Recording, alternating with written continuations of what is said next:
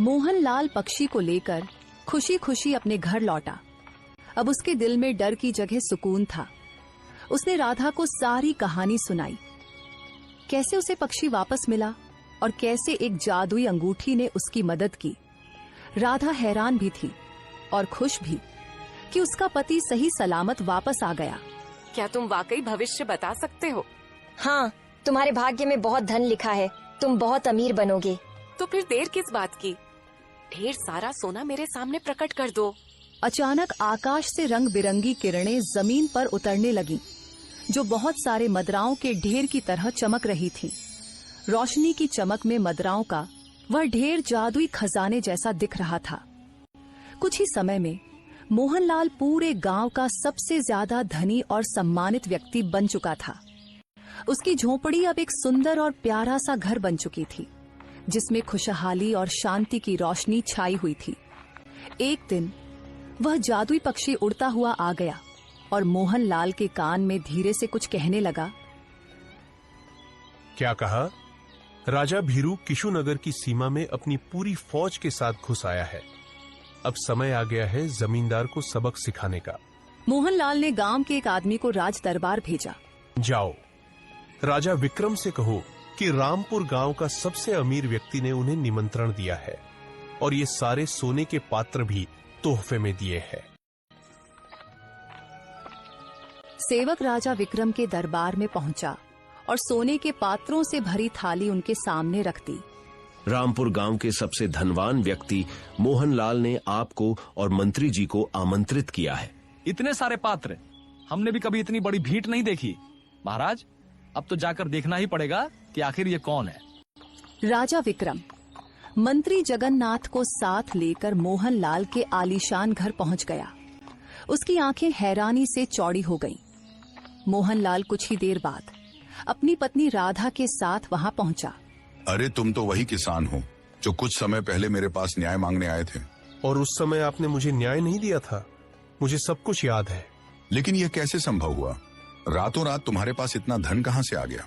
क्षमा कीजिए महाराज, यह मैं आपको चाहकर भी नहीं बता सकता। हमें यहाँ फिर बुलाया क्यों गया है? तुम्हारे पास अब इतना वैभव है कि अकेले ही 10 जमींदारों को सबक सिखा सकते हो। हाँ, मंत्री ठीक कह रहे हो। बताओ मोहनलाल, तुम्हारा मकसद क्या है? महाराज, मैं आपको एक अत्यंत महत्वपूर्ण सूचना देना चाहता हूं, परंतु उससे पहले मैं चाहता हूं कि आपने मेरे साथ जो अन्याय किया था उसकी पूरी सुनवाई करें। और हां, यह बात आपके भविष्य से जुड़ी हुई है। अगर आपने इसे नजरअंदाज किया तो कुछ ही दिनों में आपका राज्य आपके हाथ से निकल सकता है। तुम क्या चाहते हो? साफ साफ कहो। मैं चाहता हूं कि आप अब मेरे घर पर जमींदार बलराम मक्कीये और बलिया को बुलाकर उनसे साफ साफ पूछे कि क्या मैंने वास्तव में अपना खेत बेचा था या नहीं। सैनिकों, तुरंत जाकर उन चारों को बुलाकर मेरे पास ले आओ।